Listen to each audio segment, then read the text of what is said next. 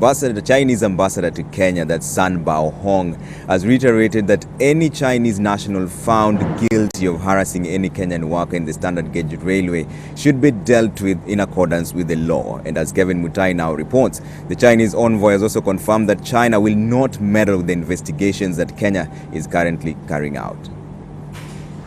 As reports of mistreatment of Kenyans by their Chinese bosses working on the standard gauge railway continue to crop up, the Chinese ambassador Sun Bao termed the claims as untrue, saying that reports circulated in the media do not depict the truth. That picture, reflected in the press is not a punishment. It's actually what we do. It's like the physical exercises. The ambassador said the allegations calls for stringent punishment against any management official at the China Roads and Bridge Corporation found guilty. Many things come out because of the language barrier and the lack of communication. The Chinese ambassador says that the investigations into claims of harassment and racial discrimination against workers are underway, maintaining that China will not meddle in any way in the ongoing investigations, warning that anyone found culpable of committing the crime will be punished according to the laws